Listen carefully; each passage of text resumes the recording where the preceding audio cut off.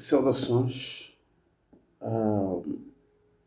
Voltamos na nossa disciplina, filosofia ou tecnologia e ensino de filosofia.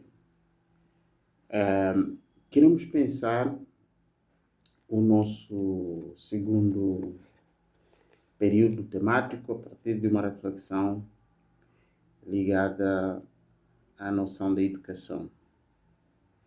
Como a educação, do ponto de vista do ensino, como um sistema formal, tem lidado ou tem colocado propostas que nos ajudam a refletir sobre a tecnologia. Eu recordo que a nossa concepção do ensino formal é como um subsistema de ensino que está ligado ao ensino não formal, que é um sistema muito mais abrangente, que engloba partes da sociedade, como a religião, como os grupos estratificados na sociedade, como a família, as comunidades, entre outras. Existem outros sistemas de formação que ajudam a moldar aquilo que nós vamos definir como indivíduo ou como pessoa, e como é que o sistema de educação, do ponto de vista no sistema formal, lida com a tecnologia. Estamos pensando aqui a tecnologia no ensino formal a partir de 3 pressupostos. O primeiro é tecnologia ligada à ciência de dados. O segundo é a tecnologia ligada à tecnologia de informação. O terceiro ponto é a tecnologia no ensino ligado àquilo que nós podemos chamar de ambientes virtuais. Como a filosofia tem pensado isto no campo da educação, do ensino em particular? Ora, essas questões ligadas à tecnologia, do ponto de vista do Big Data, como nos diria o dataísmo, que é a ciência de dados, ela vem sendo refletido no tempo e no espaço faz bastante tempo. Eu vou recordar 3 períodos históricos não muito distantes. Primeiro, em 1974, no campo da filosofia, particularmente na disciplina da filosofia da mente, Thomas Nagel publica um artigo com o título Como é ser morcego? E a questão, das várias questões que ele tenta refletir, no campo das mentes. Nós, como mentes humanas, temos a tendência de dar intencionalidade a outras mentes que não são humanas. Eu recordo que a filosofia da mente vai dividir as mentes em 4 tipos, que são as mentes humanas, mentes computacionais. Aqui está a ciência de dados como objeto de reflexão na filosofia da mente, mentes animais, um tema também discutido hoje, que as mentes animais, os animais têm sensibilidade, os animais têm emoções, toda essa problemática que caracteriza, ela resulta também da nossa questão de começarmos a pensar que não somos as únicas mentes no mundo.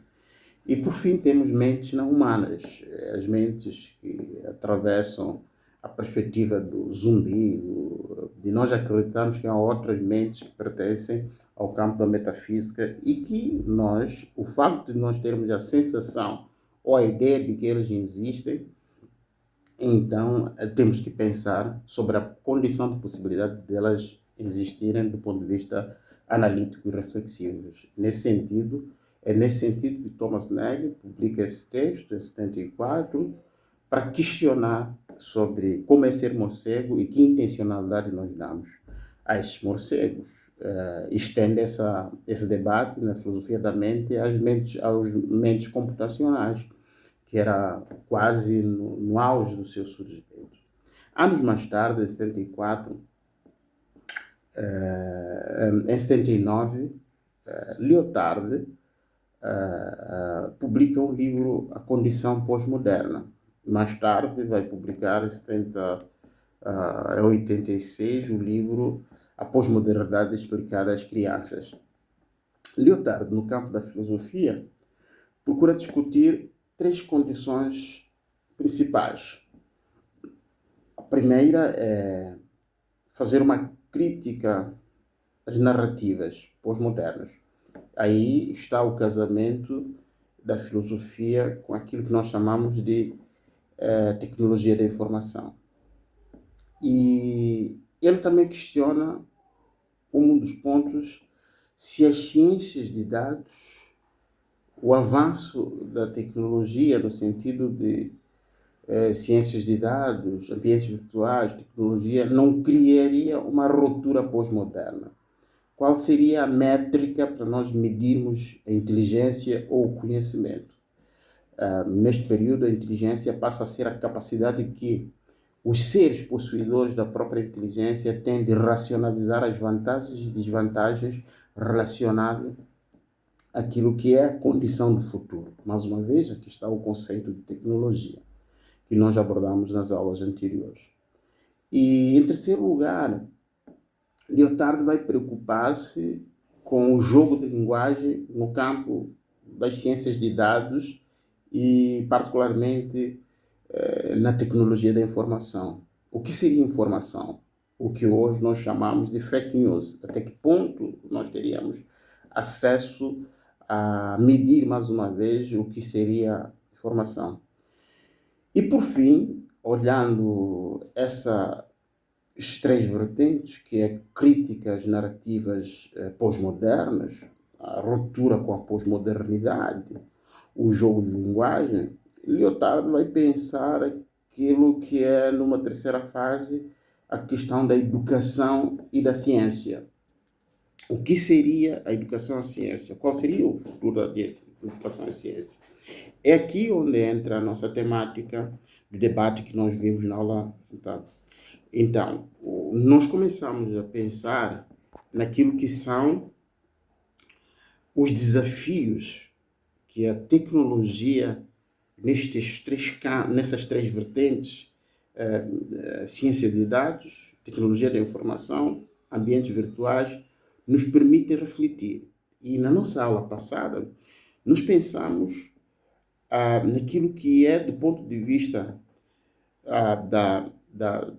do homem hoje, até que ponto inseridos esses três perspectivas na educação, no geral, como um sistema formal, a filosofia vai repensar. Por exemplo, até que ponto, quando Nagel questiona como é ser morcego em 79, hoje, 2025, nós questionamos como é ser homem. E aí discutimos o conceito do transhumano. Até que ponto, com o decorrer do tempo, nós não nos transformamos em metades humanos e metade máquinas? Como é que esses processos lidam?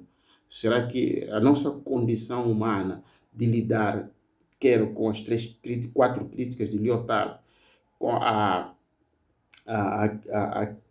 crítica, a crise das narrativas, a ruptura com a pós-modernidade, com os dados, tratamento dos dados, né? Os algoritmos, ele muda. E como é que nós lidamos com o jogo da linguagem das ciências de dados? E, por fim, como a educação vai responder estas questões que nós levantamos aqui, ela como educação, primeiro, e depois como ciência.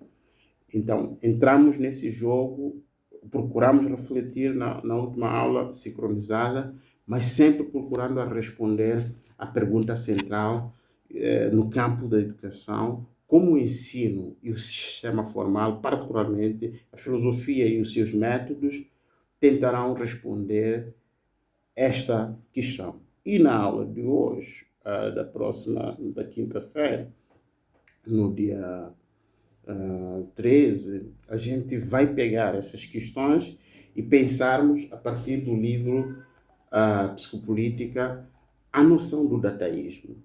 Ou como é que o dataísmo influencia no modelo de produção de conhecimento como uma episteme. Recordamos que a epistemologia ela tem dois campos fundamentais. A estudar a gênese do conhecimento, que nós chamamos de natureza do conhecimento, de onde vem o conhecimento que nós temos e que nós produzimos. E segundo, qual é o valor do conhecimento? O que é e o que não é conhecimento. Então, nesta perspectiva, dessas duas balanças epistêmicas, que nós vamos continuar pensando sobre a tecnologia no ensino de filosofia. E vamos hoje tentar pensar até que ponto nós produzimos conhecimento, de onde vem o conhecimento que nós produzimos e qual é o valor deste conhecimento que nós estamos produzindo. Sempre temos como barreira esses três campos: ciência de dados, tecnologia de informação e ambientes virtuais.